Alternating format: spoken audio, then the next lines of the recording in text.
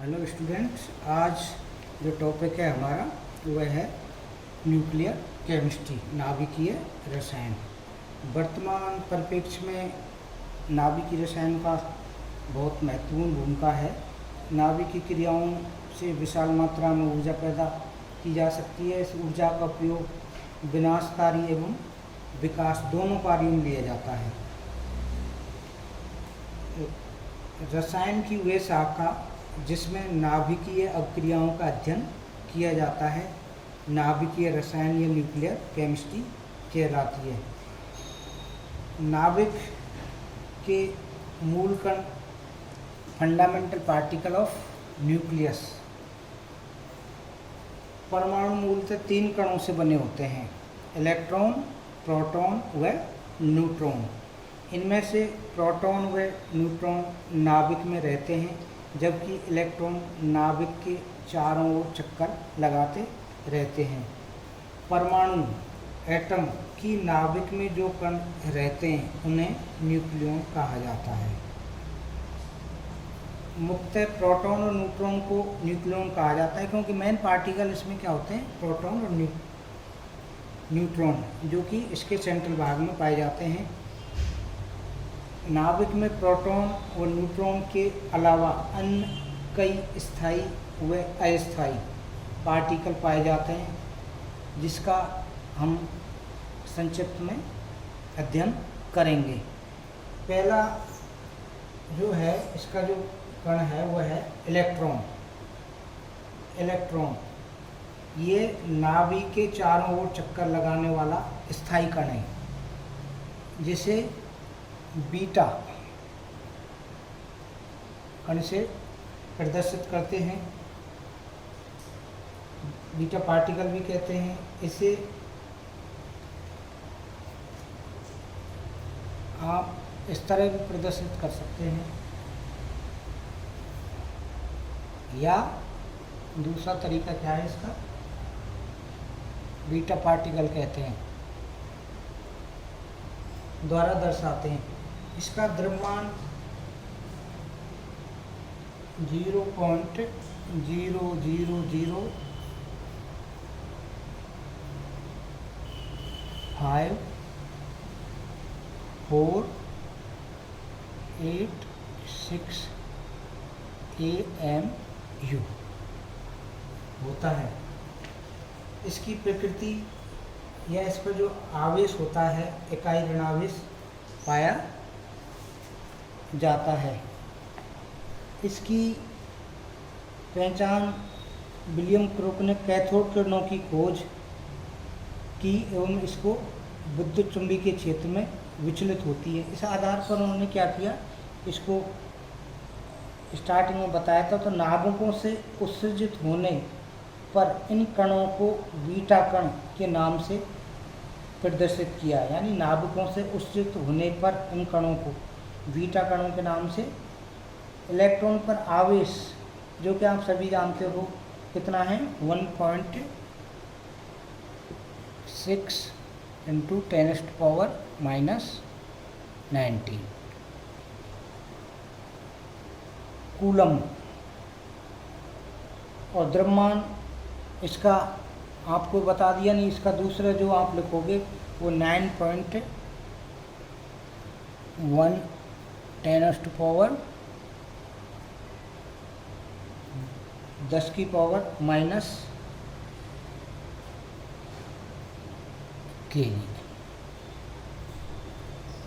Electron important part है nucleus fundamental particle का। दूसरा इसका जो पार्टिकल है वह है पॉजिट्रॉन।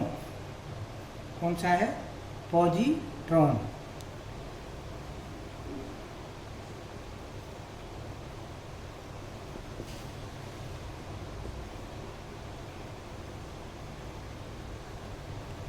ये इलेक्ट्रॉन का एंटी पार्टिकल है, प्रतिकण है। इसको आप लिखेंगे तो वो तरीका है प्लस प्रतिकण है, या फिर आप इसको दूसरे रूप में क्या लिख सकते हैं, बीटा, जो कि वहाँ पे आपने लिखा था उसी के आधार पर इसको भी आप क्या लिख सकते हैं, बीटा फॉर्म में लिख सकते हैं। प्रतिकण इसका होता है, इसका द्रव्यमान इलेक्ट्रॉन के बराबर ही होता है, इलेक्ट्रॉन का द्रव्यमान है उसके लगभग बराबर होता है, और इस पर इकाई धनावेश होता है, उस पर इकाई ऋणावेश था, जबकि इस पर क्या है, इकाई धनावेश होता है। तीसरा इसका जो कण है वो है प्रोटॉन। ये नाभिक में पाए जाने वाला प्रमुख स्थायी पार्टिकल्स है। इसका द्रव्यमान कितना होता है, 1.007588 AMU। प्रोटॉन पर इकाई धनावेश उपस्थित होता है, जो कि नाभिक के मध्य में पाया जाता है। इसको आप प्रदर्शित करने के लिए इसका क्या है, जब आप इसको रिप्रेजेंट करते हैं प्रोटॉन को, तो आप क्या लिख सकते हैं, 1p1। ये इसकी जो खोज है वो गोल्डस्टाइन ने 1886 में छिद्रयुक्त कैथोड का प्रयोग करके धनात्मक अथवा कैनाल किरणों की खोज की, जो कि नलिका में भरी गैस के धनायन की बनी होती है। प्रोटॉन का भार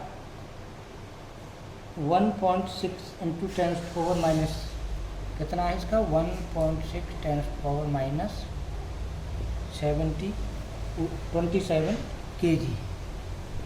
इसका मतलब इलेक्ट्रॉन की तुलना में लगभग कितना, 1836 गुना अधिक होता है प्रोटॉन का।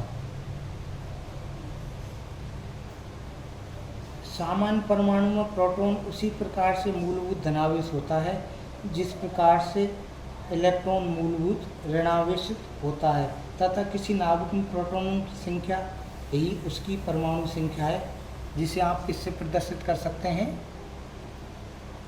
Z से।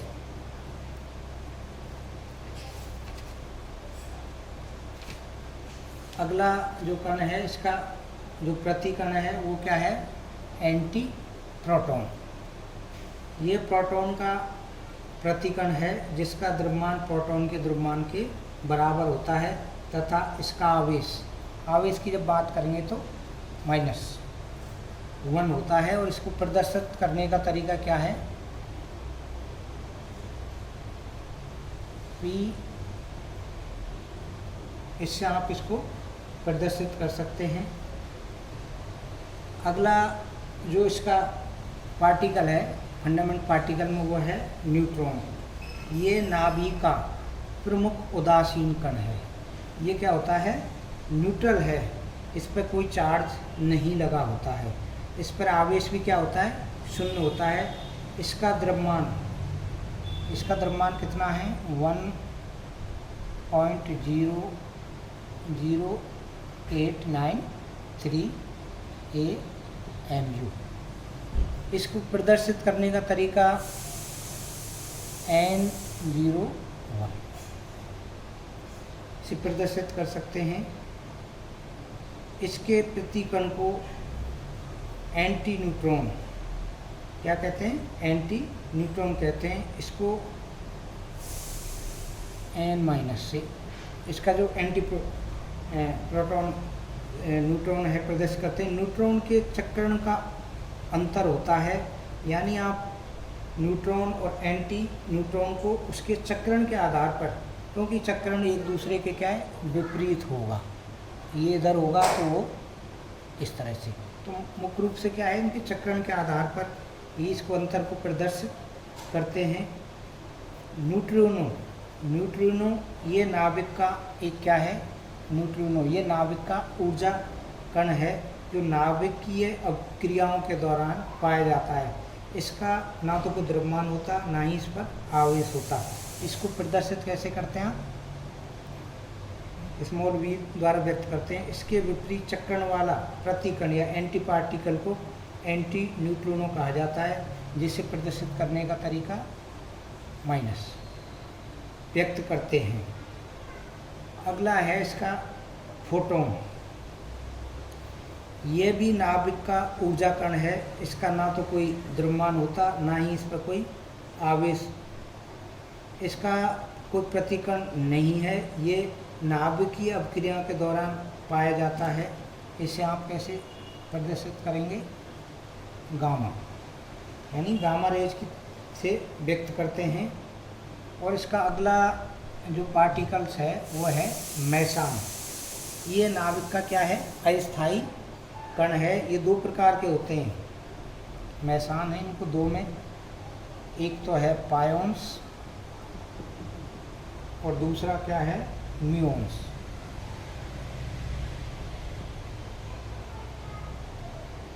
पायोन म्यून। पायोन धनावेशित, ऋणावेशित या उदासीन कण हो सकते हैं। इसको प्रदर्शित करने का क्या है? P प्लस, माइनस और पाई जीरो, ये तीन प्रकार के हो सकते हैं। म्यून भी दो प्रकार के, यानी ये तो पायोन तीन में विभाजित कर रखे हैं, और म्यून को दो प्रकार के होते हैं, धनावेशित और ऋणावेशित। धनावेशित को म्यू प्लस व ऋणावेशित को म्यू माइनस द्वारा व्यक्त करते हैं। विभिन्न प्रकार के मेसान कणों के द्रव्यमान समान होते हैं। इसके अलावा लगभग 20 कण ऐसे हैं जिनकी उपस्थिति नाभिक में पाई जाती है, लेकिन इसका तात्पर्य ये कदापि नहीं है कि नाभिक में इन सभी कणों का मिश्रण है।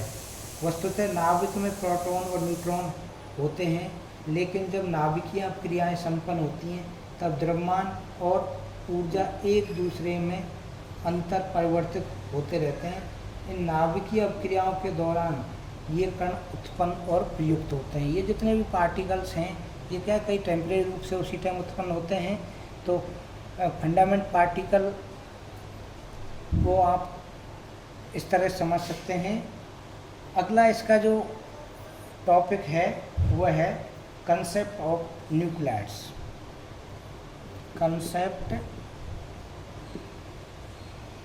Of nucleus.